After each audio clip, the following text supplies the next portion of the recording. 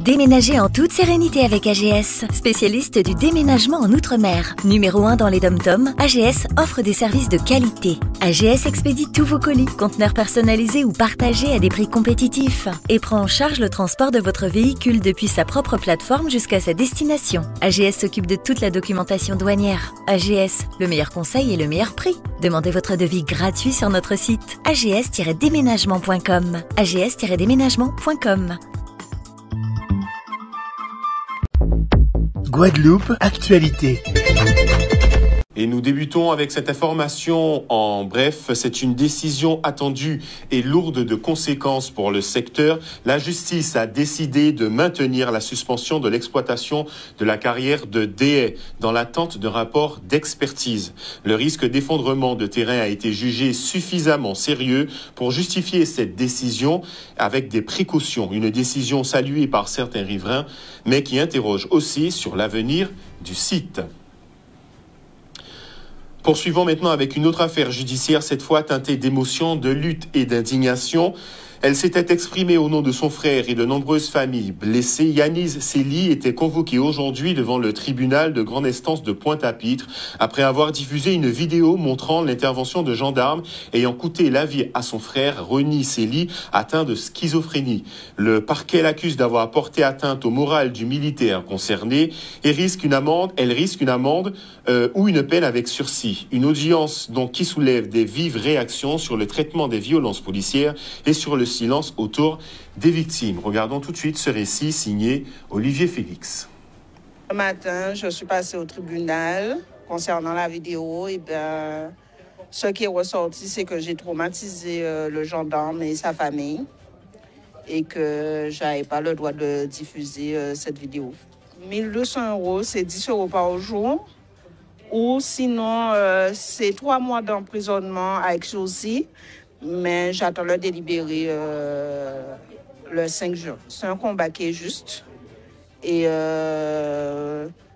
en fait, ce combat-là, c'est pas que pour Rony, mais pour tous les autres qui sont déjà morts sous les coups des gendarmes. Il y a vraiment une forme d'injustice puisque jusqu'à maintenant, on ne sait pas où se trouve ce gendarme. En fait, lui, il vit sa vie tranquillement avec sa famille. Et nous les victimes, surtout ma mère qui est un pacemaker, on est en souffrance et c'est nous qu'on condamne de cette souffrance. En fait, moi, je demande justice. Il faut avoir justice. On ne peut pas être victime et après être judiciarisé. Ce n'est pas normal que cette justice soit comme ça, très, laxiste, très méchant, on va dire, avec nous. Ils prennent pas en compte notre souffrance et surtout c'est pas normal. C'est pas normal. J'ai toujours dit j'ai pas peur. En fait, c'est un combat qui est juste pour moi. Donc en fait, c'est la peur qui nous empêche justement d'avoir justice. Et je suis fière de moi et je resterai fière de moi, marcherai la tête haute pour demander justice, pour avoir justice, justement. Donc, j'ai pas peur. Ma mère, c'est une femme qui a déjà souffert beaucoup dans sa vie. Elle a déjà eu beaucoup de chocs émotionnels dans sa vie. Et c'est une femme, je vais dire, elle a de la peine, mais c'est une femme debout et qui est déterminée et qui me fait confiance et qui sait qu'il y a la justice de l'homme, mais il y a la justice divine aussi. Passons maintenant à des actions concrètes pour la jeunesse, accompagner, former, valoriser. Le plan d'action jeunesse mis en place par la région a permis de soutenir plus de 3500 jeunes en Guadeloupe. Le président de région a salué aujourd'hui le succès du dispositif et a annoncé son renforcement dans les mois à venir. Une impulsion essentielle pour une jeunesse souvent en quête de repères. Regardons le reportage de Solène Fèvre. Le page a été lancé en novembre 2019 avec pour ambition de pouvoir mieux informer les jeunes sur tous les dispositifs qui étaient mobilisables, que ce soit au niveau de la région ou au niveau de nos partenaires. On enregistre un petit peu plus de 3500 jeunes accompagnés, donc c'est un chiffre qui est encourageant et surtout les retours des jeunes aujourd'hui et même au quotidien nous font vraiment penser que ce besoin-là de proximité est important. Moi de base j'ai 4 entreprises que j'ai porté manœuvre pour. Depuis à l'âge de 14 ans, je suis quelqu'un qui aime toucher à tout, très curieuse et tout. Sauf il s'avère que j'ai eu un petit problème financier, comme tout le monde. Il faut commencer avec des finances que je n'avais pas. Donc je me suis rapprochée au niveau du PAGE, qui est la région, qui m'a accordé la chance de m'écouter, de m'épauler. Donc ils m'ont donné un premier rendez-vous que je suis allée. J'ai vraiment apprécié parce qu'ils ont su tout de suite me cercler et surtout m'épauler pour mon projet. Ce qui était important pour nous, c'est toucher le maximum de jeunes sur tout le territoire de la Guadeloupe et nous allons continuer. Et ce que j'ai annoncé, c'est que nous allons renforcer ce page pour aller encore plus loin, avoir effectivement la possibilité de rencontrer les proviseurs, d'informer les jeunes dans les lycées, des débouchés qui existent en Guadeloupe pour que les jeunes puissent poursuivre sa formation en fonction de l'attente des entreprises de Guadeloupe, des collectivités de Guadeloupe. Il nous manque beaucoup de spécialistes de marché public, de juristes, de spécialistes de ressources humaines. Nous avons une belle jeunesse, une jeunesse qui avance. C'est vrai qu'on entend certains rechigner le plus souvent, mais quand vous accompagnez si vous oubliez une personne, je pense que vous avez beaucoup fait. La singularité du plan Action Jeunesse, c'est que finalement, chaque conseiller a bénéficié de sessions d'information de différents acteurs institutionnels, économiques, associatifs du territoire. Ce qui fait que quand un jeune vient nous voir, il bénéficie non seulement de l'information sur ce qui existe au niveau de la région, mais aussi sur ce qui existe sur le territoire. Par exemple, on a un partenariat avec la SIG qui permet à un jeune de pouvoir avoir un local commercial avec 3 mois de gratuité au démarrage, puis un tarif préférentiel au mètre carré durant 3 ans. Donc c'est un démarrage en douceur. Là, on a à peu près une 60aine de jeunes qui ont pu bénéficier déjà de ce dispositif-là, qui a été lancé il y a 2 ans seulement. Donc vraiment, on est vraiment dans cette dynamique-là et on a élargi du coup la commande avec la SEM-Samar qui a rejoint également le dispositif, donc un autre bailleur, toujours pour pouvoir aller plus loin. Quand on se lance à tête baissée, en fait, malheureusement, des fois, on se plante et le page est là vraiment pour nous en sortir dans ce genre de piège, quoi. Et dans cette dynamique, l'Europe continue elle aussi d'investir dans nos territoires, des routes, des écoles, des déchetteries et bien plus encore. Une délégation européenne a sillonné ce jeudi plusieurs sites emblématiques du Sud Basse-Terre. Objectif, constater les réalisations permises grâce aux fonds européens. Une manière de reconnecter les citoyens au financement parfois invisible depuis Bruxelles. Les détails avec Charlie Dagonia. Aujourd'hui, le comité a voulu voir un peu les réalisations qui ont été faites à partir des fonds qu'ils ont octroyés à la collectivité. Je trouve que ce sont 2 magnifiques projets. On a commencé donc avec l'école maternelle et la reconstruction aux normes antisismiques. Et ici, cette maison de soins de santé, je trouve que c'est un projet remarquable qui va permettre à la population et aux habitants d'avoir à proximité des soins pluridisciplinaires en termes de santé.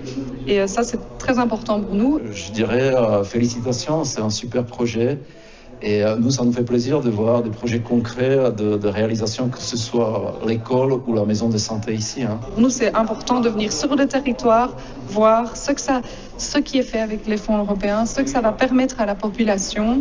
Et je suis très admirative du travail qui a été effectué. Et puisqu'il est question d'opportunités, cap sur Morne-à-l'Eau, où des jeunes ont pu recruter leurs futurs employeurs. Renverser les rôles pour provoquer les rencontres, c'est le pari du job dating inversé organisé à Morne-à-l'Eau par France Travail.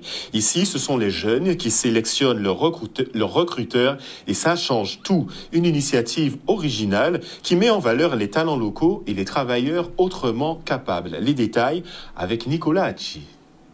Aujourd'hui, comme les 15 autres agences de France Travail, Guadeloupe et Île du Nord, nous organisons l'événement unique. Nous, le thème que nous avons choisi sur Morne-à-l'Eau, c'est « Recrute ton boss ». En fait, c'est un job dating inversé Vous avez pu le voir, hein. Les entreprises ont pitché, se sont présentées, ont présenté leurs activités, les postes proposés, et c'est aux candidats, ce sont les candidats qui vont choisir les entreprises pour lesquelles elles vont postuler. Alors, je suis principalement venu ici pour rechercher une alternance. Je recherche une entreprise qui pourrait m'accompagner dans mon objectif d'avoir une alternance dans le marketing digital notamment. Donc, pour moi, ça serait une bonne opportunité d'avoir un partenaire pour pousser mon projet. Pas mal d'entreprises ici, notamment Gardel et Serva Up, qui sont des entreprises qui pourraient m'intéresser personnellement. Alors, Gardel est ravi de participer à ce job dating unique pour travailler avec les publics en insertion, les personnes qui sont au Pôle emploi, les populations reconnues avec une RQTH. Et donc, on est là parce qu'on recrute.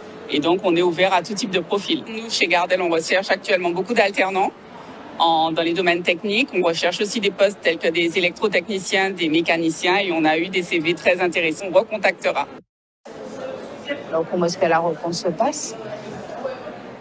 La communication avec l'entendant, c'est quelque chose de compliqué. Donc, il faut s'adapter aux personnes sourdes. C'est difficile, c'est vrai. Il y a du monde, hein? C'est dur. Il faut chercher pour trouver un travail, pour essayer, pour que ce soit bien, en fait. Donc, il nous faut de l'aide pour chercher. C'est long, c'est vrai que c'est long et c'est difficile, le chômage quand même. Super challenge. On a préparé notre pitch, donc on était très fiers de pitcher notre structure, on en est très fiers.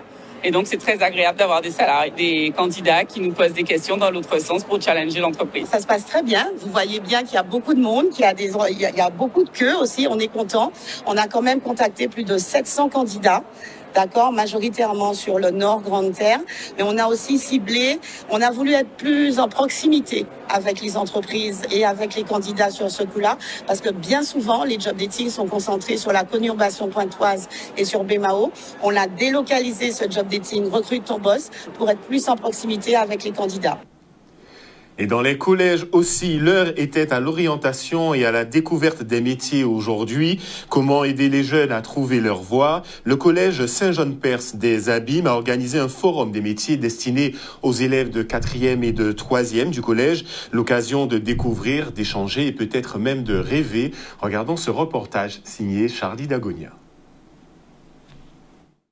L'objectif de cette action ce matin, c'est de permettre aux élèves, à nos élèves de 4e et de 3e, de rencontrer des professionnels. Donc de rencontrer différents professionnels. Nous avons une trentaine de professionnels présents. Donc de permettre à ces élèves d'enrichir leurs connaissances un petit peu, d'ouvrir leurs horizons, d'échanger avec les professionnels. Et j'avoue que j'ai aussi un petit objectif particulier, c'est de sensibiliser les élèves à la notion d'effort. Donc le discours qui leur sera tenu, c'est bien sûr un discours où les professionnels vont relater leur parcours, mais vont insister aussi sur le fait que les rêves sont possibles, les rêves sont atteignables, mais à condition d'y adjoindre des efforts, de la motivation, de l'implication pour permettre aux élèves donc d'arriver à ce qu'ils souhaitent en termes d'insertion professionnelle. Alors, le Forum des métiers représente pour moi des opportunités pour notre orientation, surtout pour nous les 3e et ceux qui ne savent pas encore ce qu'ils veulent faire. Moi, personnellement, j'ai envie de devenir architecte d'intérieur, mais malheureusement, il n'y a pas d'intervenants dans ce métier, mais j'apprends de nouvelles facultés et c'est très intéressant. On est là parce qu'on veut aider les élèves de 3e à trouver leur orientation. C'est-à-dire, cette année, ils sont on est en plein projet, c'est-à-dire quel métier qu'ils veulent faire. Et avec l'aide des professionnels, comme ça, ils auront un meilleur visu sur ce qu'ils veulent faire plus tard. Donc, et là, cette année, on a un petit peu associé aussi les 4e avec nous. Et puis, on a invité aussi quelques élèves de d'autres établissements. Parce que c'est vrai que c'est assez lourd à gérer, le Forum des métiers, parce qu'il faut déjà prendre la tâche de certains professionnels. Ils ont tous répondu, Dieu merci. Moi, je trouve que c'est une bonne évolution pour le collège parce que je sais que certaines personnes dans leur collège n'ont pas l'occasion de pouvoir voir les options qui se présentent à eux pour leur futur. Donc je trouve que c'est très bien que notre collège fasse ça pour nous et pour notre évolution et pour notre futur. Moi, je souhaiterais voir un médecin, mais il n'y a pas eu. Mais j'ai vu une pharmacienne qui était à peu près dans mon secteur. Moi, j'ai trouvé que c'était très bien. Malheureusement, il y avait 2 ateliers qui m'intéressaient beaucoup. Donc, architecture et avocate, mais ils n'étaient pas là. Du coup, c'est dommage. À part ça, les intervenants étaient très sympas et moi, j'ai beaucoup aimé. Et aller vers les publics éloignés, c'est aussi une mission de la CGSS. Beaucoup d'agriculteurs et de retraités agricoles vivent loin des services administratifs. C'est pourquoi la CGSS s'est déplacée à Sainte-Anne pour aller directement au contact des exploitants agricoles. Un service de proximité d'ailleurs salué par les bénéficiaires. Un reportage de Michel Depape. Avons une obligation, c'est une obligation et très satisfaisante de pouvoir recevoir nos agriculteurs sur le territoire de Sainte-Anne. Au niveau des exploitants agricoles, nous constatons qu'il y en a énormément d'exploitants agricoles qui sont vieillissants. Cependant, ils doivent connaître leurs droits et leurs devoirs. Nous sommes aujourd'hui à la CGSS dans une démarche qui veut que on se rapproche de nos publics, qu'on aille les chercher là où ils sont pour leur porter des informations sur leurs droits, pour leur porter des informations sur la prévention, le tout avec des institutions qui nous accompagnent, comme par exemple aujourd'hui la Caisse d'allocation familiale qui est aussi parmi nous. Et donc l'objectif, c'est que sur certaines populations qui n'ont pas la possibilité de venir vers nous, alors nous, on leur propose de venir vers eux, et c'est pour ça qu'on est aujourd'hui sur Sainte-Anne. C'est une dimension, cette action Aller vers, qui est pour nous essentiel en tant qu'administration de sécurité sociale, de se rapprocher, d'être plus proche de notre public, de notre population que nous servons. C'est le cœur de notre mission de service public auprès de nos exploitants agricoles et retraités agricoles. Pourquoi ? Très souvent, on nous dit qu'on est parfois injoignable. On entend aussi les remarques, les difficultés qui peuvent être rencontrées.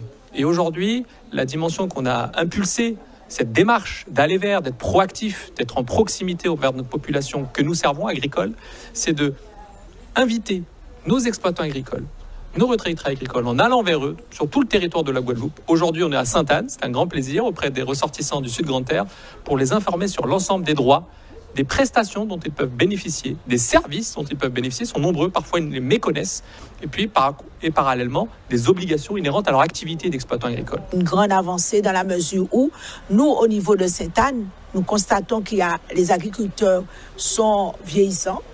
Il faut les remplacer, il faut qu'ils soient là aussi pour accompagner les jeunes agriculteurs. C'est dans ce sens que nous travaillons pour leur permettre de signer des AOT sous notre territoire, plus précisément à Brajolan, pour pouvoir s'installer.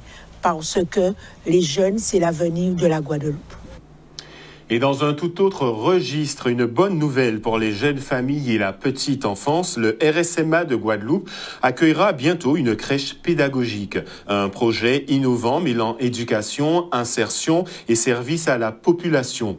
L'objectif, permettre à des jeunes parents engagés dans le dispositif RSMA de concilier parentalité et formation. Grégory Laps était sur place pour Canal 10.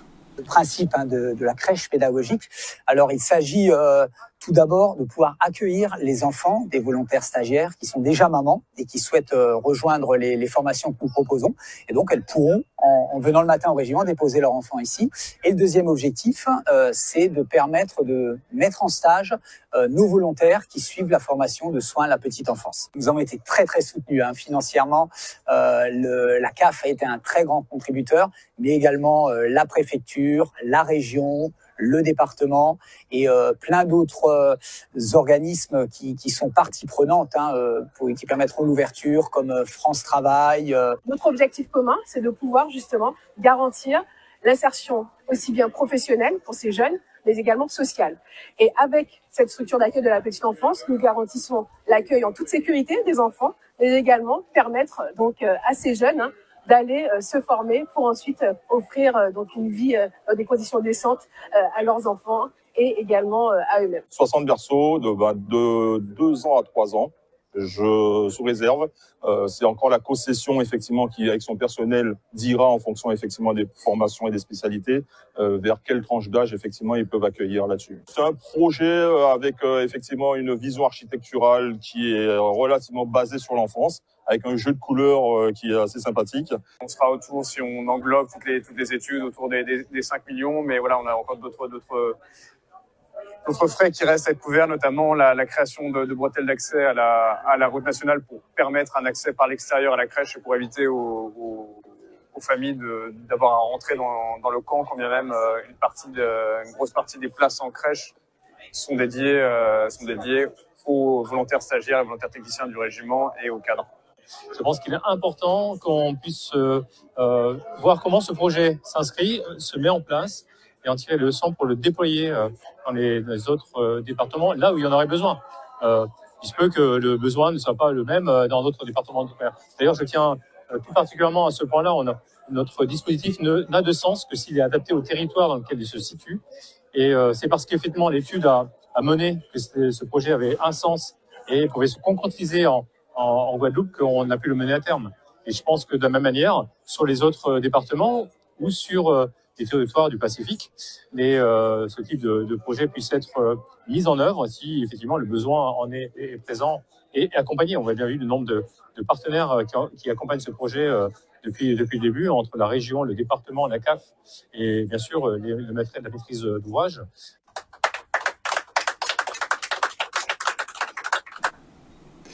Et autre bel élan, celui de la solidarité en santé avec un geste fort contre la drépanocytose.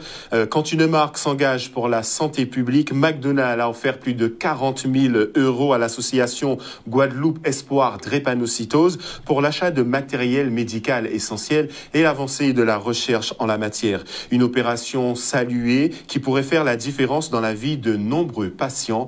Nicolas Hachi était présent lors de cette remise.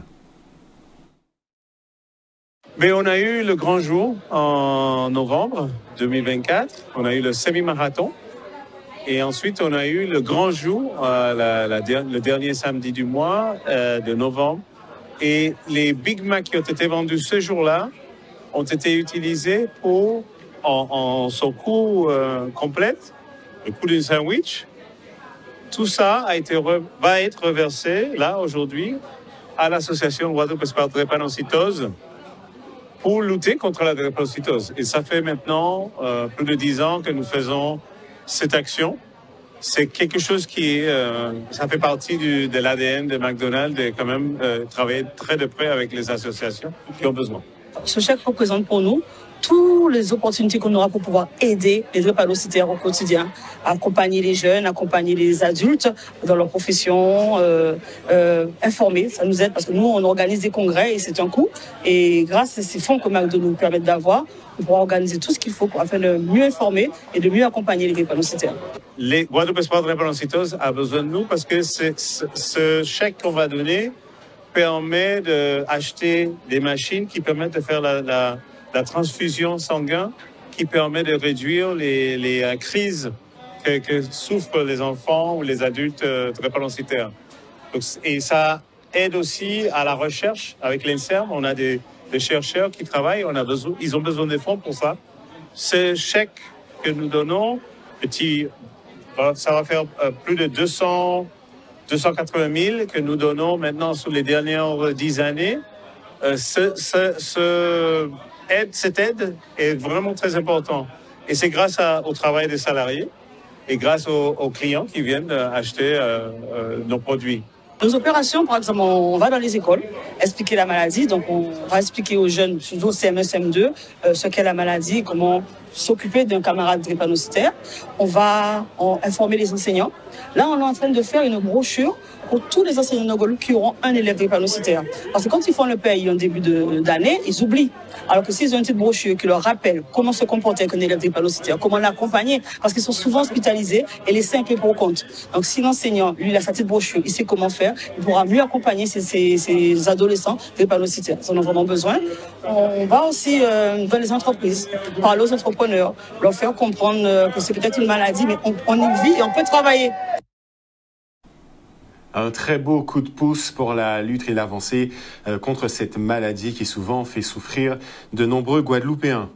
Enfin, place à la culture urbaine et à la passion d'une génération avec les sneakers. Ce n'est pas une simple basket, non, les sneakers racontent une histoire, une époque, une identité. Une exposition immersive a été lancée à la résidence départementale pour faire découvrir la culture sneakers avant un événement de grande ampleur prévu dans les mois à venir. C'est Olivier Félix qui vous fait visiter. Qui tourne déjà dans le monde entier. Voilà, j'ai fait quelques capitales très connues, Zurich, Bordeaux, des villes en Italie. J'avais envie aussi de revenir chez moi et de faire profiter aussi nos compatriotes guadeloupéens de ce type de muséum. Parce que ce qu'il faut comprendre aussi, c'est un teaser. C'est pas le muséum en lui-même, c'est déjà un teaser. Ça donne une idée, une image et une appréciation de ce qui peut faire, de ce qui peut être fait de manière plus grandiose. Il y a beaucoup de sneakers addicts qui sont tout simplement passionnés. Ils ne sont pas obligés d'être sur les réseaux à montrer ce qu'ils ont chez eux.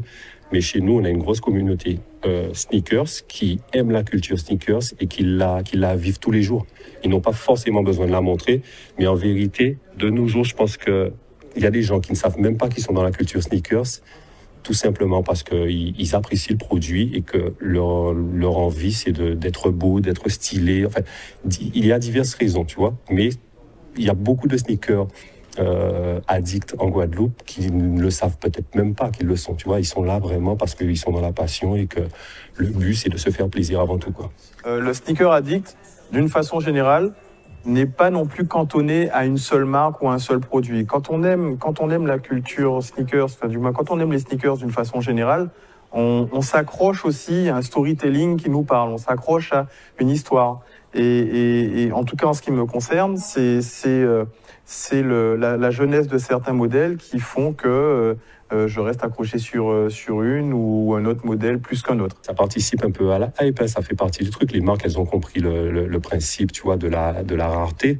Donc ça crée une espèce d'émulation qui fait que des gens la recherchent soit pour l'avoir, soit pour la revendre. Donc tout ça, ça participe à un business en fait, tout simplement. C'est vrai qu'on a toujours ce côté très consommation, voire même consommation excessive quand on parle de sneakers. Mais il faut aussi voir que c'est un attribut identitaire.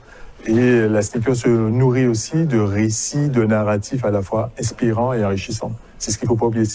Pour moi, c'est ça la culture sneaker, c'est revisiter tous les univers connexes autour de la basket, à savoir le sport, la mode, le street art, la technologie, le design, le cinéma, la société et notamment la politique. La sortie de l'Abondamment Jacques dans le monde était entre guillemets l'introduction du Sneaker Museum. Là, on n'a pas pu faire ce qu'on voulait parce qu'il y a eu quelques petites contraintes, mais on est quand même dans un petit Sneaker Museum qui sera entre guillemets encore une nouvelle introduction à quelque chose de beaucoup plus gros qui sera fait dans quelques mois.